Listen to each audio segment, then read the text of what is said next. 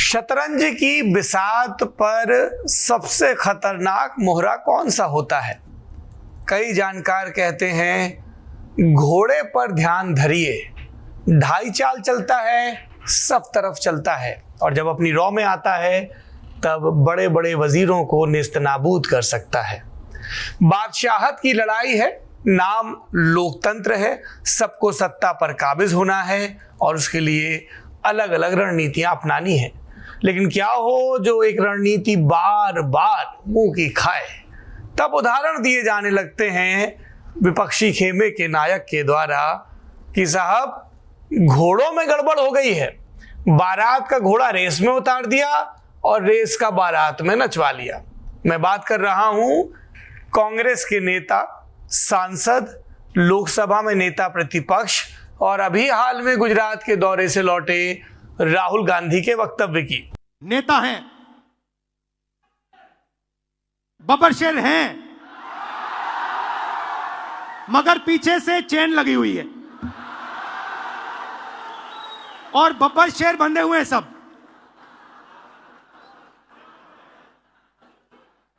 एक बार मेरी मीटिंग हो रही थी, वहां पे शायद मध्य प्रदेश का डेलीगेशन था। एक कार्यकर्ता खड़ा हुआ, कहता है राहुल जी आप एक काम कर दीजिए। मैंने कहा क्या? कहता है दो तरीके के घोड़े होते हैं, एक होता है रेस का, एक होता है शादी का।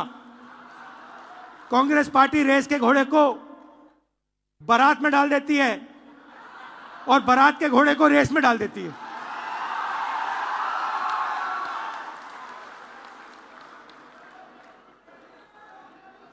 अब गुजरात की जनता देख रही है, गुजरात की जनता देख रही है, कह रही है भैया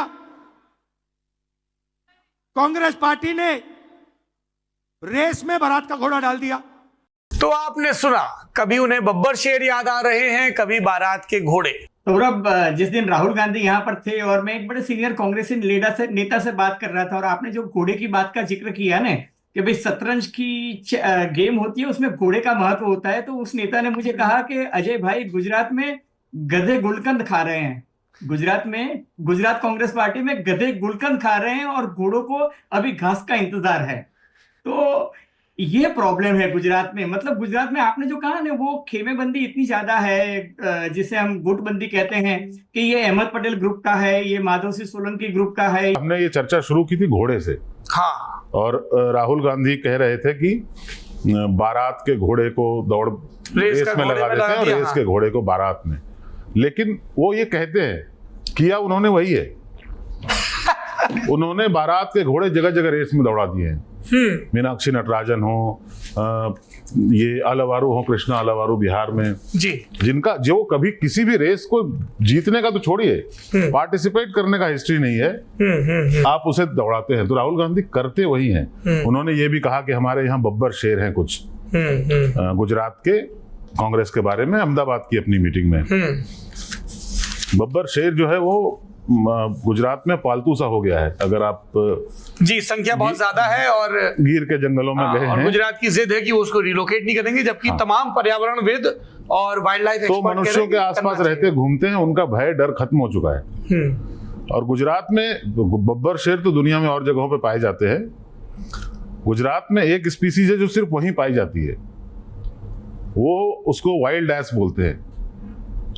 ओके, वो जंगली गधा, गधेड़ा।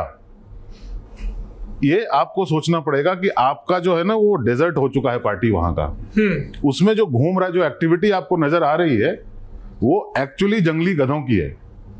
वो पालतू नहीं बनाए जा सकते, वो मुक्त हैं, वो रन में दौड़ेंगे। यही हालत हो गई है। उसमें उसकी पूरी जिम्मेदारी केंद्रीय नेतृत्व की है जी। इन्होंने कभी भी सीरियस प्रयास नहीं किया। आप यकीन कर सकते हैं कि ये पिछला भाषण मैंने देखा उनका, अहमदाबाद वाला, जो बहुत चर्चित हुआ है। उन्होंने कहा कि ये 2-3 साल का प्रोजेक्ट नहीं है, ये 50 ईयर प्रोजेक्ट है हमारा। ऐसे अगर आप अपने ब्लॉक प्रमुख, जिला प्रमुख इत्यादि लोगों को कहेंगे, पहले तो आपने उनको ये कह दिया कि आप में से आधे लोग लॉयल नहीं है, गद्दार हैं, और वो सारे तालियां बजा रहे थे। और हम अब 20-40 लोगों को निकाल के फेंकेंगे। इससे क्या होगा, पार्टी के अंदर लोग तरह तरह के कंप्लेंट लिख के भेजेंगे केंद्रीय नेतृत्व को कि ये मिला हुआ है, ये मिला हुआ है, सब मिले हुए हैं जी। हाँ, तो सब आपस में पहले तो लड़ जाएंगे, उसको छोड़ दीजिए। आप अपने पूरी ये जो लीडरशिप टीम आपने बुलाई हुई थी एक बड़े से हॉल में, उनको ये कहा कि ये 50 ईयर प्रोजेक्ट है। उसी के चलते तो लोग, अर्जुन मोढवाडिया जैसे लोग भी आपकी पार्टी को छोड़कर चले गए, क्योंकि वो राहुल से अपॉइंटमेंट के लिए 50 साल का इंतजार नहीं कर सकते। उनको लगता है कि 50 साल के बाद किसने देखा है। ये एक समस्या है कि आप, एक बात की मुझे बहुत खुशी हुई कि इस बार राहुल जी ने 2 साल पहले, चुनाव में अभी है टाइम, 2 साल पहले उन्होंने शुरुआत कर दी है। लेकिन शुरुआत कैसे की है? कहते हैं ना, well begun is half done, badly begun is undone जी। तो केंद्रीय नेतृत्व समझे, और मुझे मेरे हिसाब से जितने लोगों को ये जिम्मेदारी दी गई है, उनके आसपास जो लोग बैठे हुए हैं, जो निर्णय करते हैं, आप देख लें कांग्रेस इंचार्ज के जो डिसीजन हुए हैं उसके मुकुल वासनिक वहाँ पे कांग्रेस इंचार्ज हैं, गुजरात की जो भी चर्चा हो रही है। बहुत पुराने नेता हैं, उनके पिताजी के टाइम के नेता हैं, युवा नेता कहलाते थे, अभी भी युवा नेता कहलाते हैं। जैसे राहुल जी भी कहलाते हैं। पर ये बताइए कि कौन कौन से रेस में दौड़े हैं वो। हाँ, और एक जमाने में उनका नाम राष्ट्रीय अध्यक्ष के लिए भी चला था। ये जो हाल में रिशफल हुआ उसमें 2 जनरल सेक्रेटरी बने, जिसमें एक छत्तीसगढ़ के पूर्व मुख्यमंत्री भूपेश बघेल हैं और दूसरे हैं सैयद नासिर हुसैन, जो बहुत क्लोज माने जाते हैं कांग्रेस अध्यक्ष मल्लिकार्जुन खड़गे के। उनका दफ्तर भी संभालते हैं, दूसरी बार के राज्यसभा सांसद हैं वो। कांग्रेस पार्टी में एक कल्चर है कि जब भी उनके मुख्यमंत्री चुनाव हार जाते हैं तो उनको दिल्ली में महासचिव बनाकर लाया जाता है। अशोक गहलोत का ऐसा उदाहरण है, दिग्विजय सिंह का है, और अब भूपेश बघेल का है। सैयद नासिर हुसैन क्योंकि खड़गे साहब के बहुत क्लोज हैं, उनके बड़े नजदीकी हैं, तो उन्हें खड़गे साहब के कोटे में जनरल सेक्रेटरी बनाया गया है और उन्हें जम्मू कश्मीर का इंचार्ज बनाया गया। बेसिकली मैं ये कहूंगा कि जो पार्टी के अंदर मुस्लिम लीडरशिप है उसमें उनका कद बढ़ाने की कोशिश हुई है, खासतौर पर जम्मू कश्मीर देके, क्योंकि गुलाम नबी आजाद वहीं से आते थे। उसके बाद आप देखेंगे रजनी पाटिल, उनकी वापसी हुई थी। वो पहले भी इंचार्ज थी हिमाचल प्रदेश की, उनको हटा दिया गया था पहले, अब उनकी वापसी हो गई है। उसके बाद है बीके हरिप्रसाद। बीके हरिप्रसाद गुजरात, माफ कीजिएगा, इससे पहले 18 से 19 राज्यों के इंचार्ज रह चुके हैं, कर्नाटका से आते हैं, और वो सिद्धरामैया के काफी खुल के विरोध करते हैं। उनका मानना है कि ये हमारी पार्टी के नहीं है, दूसरी पार्टी से आए हैं। तो और ये अहमद पटेल कैंप से आते हैं। तो इनकी वापसी मुझे लगता है कि खड़गे साहब और सोनिया गांधी की सहमति से हुई है। उसके बाद आता है हरीश चौधरी। हरीश चौधरी पंजाब के इंचार्ज थे, उन्हें भी हटा दिया गया था, अब उनकी फिर से वापसी होगी। राजस्थान से आते हैं, सांसद रहे हैं और मंत्री भी रहे राजस्थान में। अब जो सूची बचती है वो है गिरीश चोडंकर की, अजय कुमार लल्लू, के राजू, मीनाक्षी नटराजन, कृष्णा लवेरू। देखिए, ये पूरी जो लॉबी है इसको कहते हैं सचिन राव और मीनाक्षी नटराजन की लॉबी। कांग्रेस पार्टी में 2007 में जब राहुल गांधी फ्रंटल के इंचार्ज बने थे तो उस वक्त 2 लॉबी बड़ी फेमस थी, मीनाक्षी नटराजन और भंवर जितेंद्र सिंह। इन दोनों के लोग थे जो पैरेलल ही पॉलिटिक्स करते थे। तब से लेके अब मैं ये कहूंगा आपको कि 17-15 साल के बाद ये लॉबी फिर से हावी हुई है। मीनाक्षी नटराजन जो कि पंचायती राज संगठन की भी अध्यक्ष रही हैं और वो अपनी सादगी के लिए जानी जाती हैं कि हफ्ते में एक दिन वो बोलती नहीं है, हफ्ते में एक दिन वो अस्पताल में काम करती हैं। लेकिन उनका जो काम करने का तरीका है और एक पार्टी का जो काम करने का तरीका होता है वो अलग होता है। जैसे अभी वो पहली बार तेलंगाना गई तो वो ट्रेन से गई, तो मुझे लगता है कि कम से कम 3 दिन का समय लगा होगा। और ठीक है, आपकी सादगी है। सारे महासचिवों को कांग्रेस पार्टी आने और जाने का खर्च देती है, फ्लाइट की टिकटें देती है, रुकने की व्यवस्था होती है। तो अगर वो कांग्रेस पार्टी से फ्लाइट की टिकट लेके गई होती और 2 दिन जो उन्होंने ट्रेन में खराब किए वो संगठन के लिए काम करती जाके प्रदेश में, तो पार्टी का भला होता, बजाय इसके कि मैं सादगी में रहना चाहती हूँ। वो एक अलग कहानी है। अजय कुमार लल्लू यूपी के अध्यक्ष थे और उस वक्त संदीप सिंह के नजदीकी माने जाते थे, लेकिन बाद में कुछ खटपट हुई और इनकी दूरियां बनी और अब उनकी वापसी हुई है। और अजय कुमार लल्लू पे ये भी आरोप है जो कि रिटर्न में दिया गया है कि देवरिया से जो अखिलेश प्रताप सिंह चुनाव लड़े थे कांग्रेस पार्टी के टिकट पे, गठबंधन के उम्मीदवार थे, उनको हराने में इनका काफी योगदान रहा है और वो 30-35 हजार वोटों से हार गए। उनकी शिकायत के बावजूद इन्हें प्रमोशन दिया गया। के राजू फॉर्मर ब्यूरोक्रेट हैं, ये इनको ये लगता था कि 2019 में सरकार कांग्रेस पार्टी की बनेगी और मैं राहुल गांधी के काफी नजदीक हूं, तो मैं जब वो प्रधानमंत्री बनेंगे तो मैं प्रिंसिपल सेक्रेटरी बनूंगा प्रधानमंत्री का। लेकिन ये पार्टी के भीतर दलित राजनीति करते हैं, इनका कोई एक्सपीरियंस संगठन का नहीं है। और उन्हें ये पद क्यों दिया गया है कि झारखंड का प्रभारी बनाया गया, जहां आपकी सरकार है सहयोगी दल के साथ में मिलके, ये मेरी समझ से परे है। मीनाक्षी नटराज को मैंने बताया आपको, कृष्णा लवेरू, कृष्णा अभी तक इंचार्ज थे यूथ कांग्रेस के, और इन्हें बनाया गया इंचार्ज बिहार का। लालू जैसे व्यक्ति से, जो इतने पुराने खाटी एक पॉलिटिशियन है, उनसे बातचीत करने के लिए, सीट शेयरिंग के लिए कैसे करेंगे, मुझे समझ से बाहर है। क्योंकि लालू यादव जैसे व्यक्ति से बातचीत करने के लिए आपको किसी खाटी व्यक्ति की जरूरत थी, जो एक्सपीरियंस्ड हो। कृष्णा पैंट कमीज ही पहनते हैं, अंग्रेजी कल्चर से आते हैं, और मुझे लगता है कि अभी इनको और ट्रेनिंग की आवश्यकता थी। इन्हें पहले शायद नॉर्थ ईस्ट या किसी दूसरे छोटे राज्य में भेजना चाहिए था, लेकिन इन्हें बिहार भेज दिया गया। तो इसके बारे में आपको ये कहूंगा कि सचिन राव और मीनाक्षी नटराजन की जो लॉबी है वो इस वक्त पूरी हावी है, जो इस लिस्ट में दिखाई देती है, और उन्हीं के लोगों की नियुक्ति हुई है। और जो महाराष्ट्र के अध्यक्ष बने हैं वो भी राजीव गांधी पंचायती राज संगठन से आते हैं, हर्षवर्धन सपकाल, वो भी इसी लॉबी के माने जाते हैं।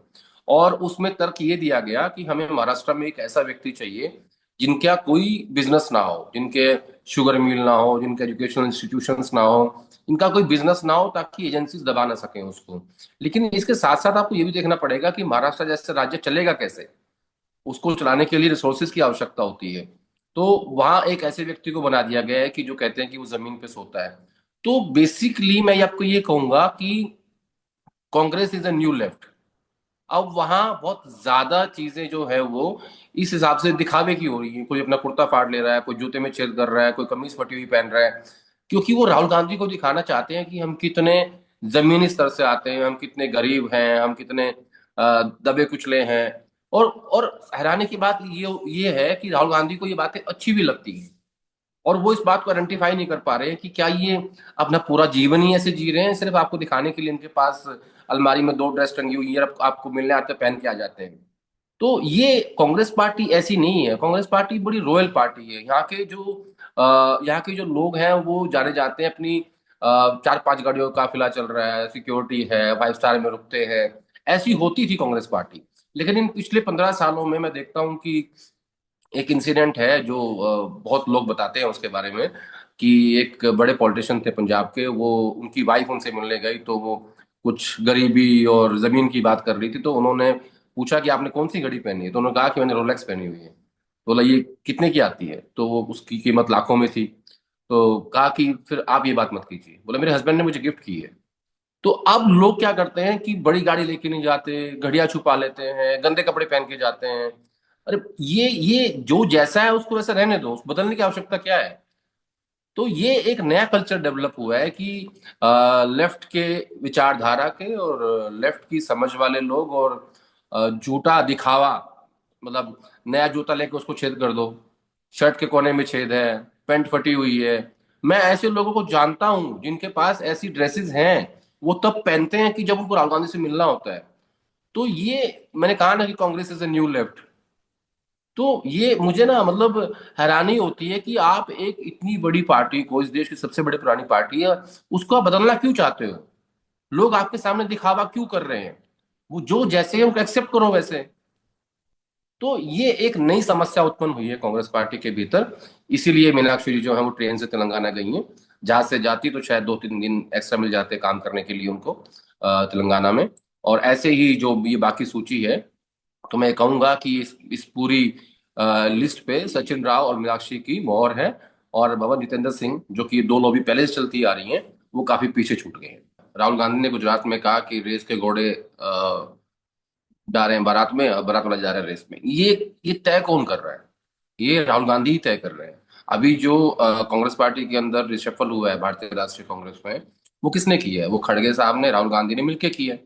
तो उसमें अगर आपने कृष्णा लवेरू, अजय अजय लल्लू, मीनाक्षी नटराजन, इन सब लोगों को चूज किया है, और आपने हर्षवर्धन सतपाल को महाराष्ट्र का पीसीसी प्रेसिडेंट बनाया है, तो ये सारे फैसले तो आपके हैं ना। तो कौन से घोड़े कहाँ जाएंगे, रेस में जाएंगे या बारात में जाएंगे, ये तय तो राहुल गांधी ही कर रहे हैं। अब आप साथ साथ ये भी कहते हो कि हमारे जो नेता है वो बीजेपी से मिले हुए हैं। मैंने ये देखा है अक्सर इन लगभग 15 सालों में, राहुल गांधी जब जब अपने वर्कर्स के बीच में होते हैं, खासतौर पे ब्लॉक प्रेसिडेंट, डिस्ट्रिक्ट प्रेसिडेंट या कांग्रेस के अधिवेशन में होते हैं, तो वैसा भाषण देते हैं जिससे कार्यकर्ता खुश होता है और बड़े नेताओं के खिलाफ वो बोलते हैं, लेकिन एक्शन के नाम पे कुछ नहीं करते। मुझे याद नहीं आता कि किसी भी सीनियर नेता के खिलाफ कोई एक्शन आज तक लिया गया हो। सिर्फ दो इंसिडेंट हैं जो मुझे याद आते हैं। 2017 में गुजरात चुनाव में एक स्टेटमेंट दिया था मणिशंकर अय्यर ने, जिसके बाद उन्हें एक्सपेल कर दिया गया था।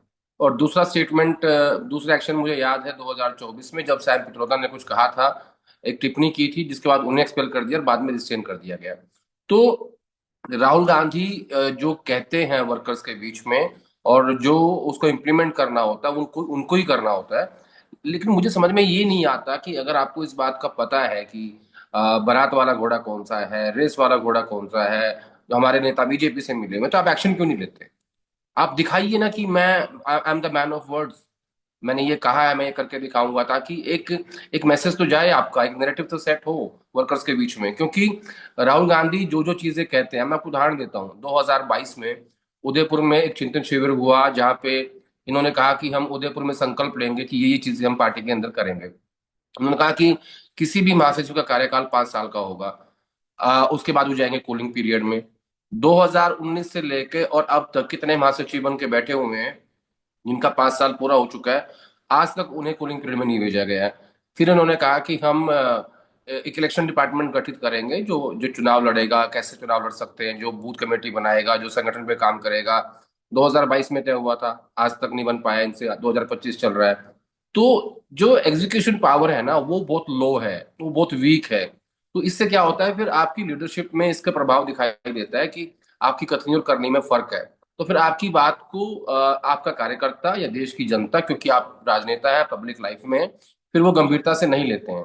तो मेरा ऐसा मानना है कि कोई भी नेता हो, किसी भी पार्टी का हो, और अगर वो पार्टी को रूल कर रहे हैं, ये कोई कॉर्पोरेट हाउस नहीं है, ये कोई रिलायंस का ऑफिस नहीं है, ये कांग्रेस पार्टी है, देश की सबसे बड़ी पुरानी पार्टी है, और उस पार्टी के मुखिया हैं, आप उस पार्टी के पूर्व अध्यक्ष हैं, आप एलओपी हैं, और जब आप 5वीं बार के सांसद हैं, जब आप कोई बात कहते हो तो उसके मायने होने चाहिए, उसका एक संदेश होना चाहिए। क्योंकि जो लीडरशिप होती है वही नैरेटिव तय करती है, और जो ऊपर का जो संदेश होता है वो जमीन तक आता है। तो राहुल गांधी को सोचना चाहिए कि मैं क्या बोल रहा हूं और क्या मैं इसको इम्प्लीमेंट कर पाऊंगा।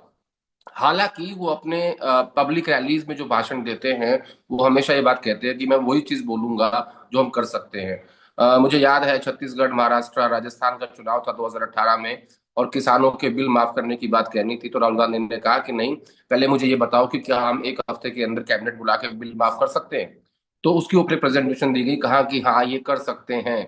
तब राहुल गांधी ने भाषण दिया। लेकिन जब वो चीज संगठन और पार्टी के ऊपर आती है, तो उनकी कथनी और करनी अलग हो जाती है। तो किसी भी इतने बड़े नेता का कुछ कहना, उसके कुछ मायने होने चाहिए, उसका उसमें कुछ मैसेज होना चाहिए, और एक संदेश होता है पार्टी के भीतर और जो जनता के बीच जाता है, जो आपकी लीडरशिप तय करता है। तो मुझे ऐसा लगता है कि राहुल गांधी को ऐसे भाषण देने से पहले सोचना चाहिए कि क्या मैं इसको इम्प्लीमेंट कर सकता हूं। अगर आपको पता है कि 40 नेता भाजपा से मिले हैं गुजरात में, तो आप चेक करिए, उनको पार्टी से एक्सपेल करिए, उनको नोटिस दीजिए, कुछ तो कीजिए दिखावे के नाम पे। लेकिन सिर्फ भाषण दे देना और फिर चले जाना, वर्कर्स की तालियां पीटना, वो उससे किसी पार्टी का भला नहीं हो सकता।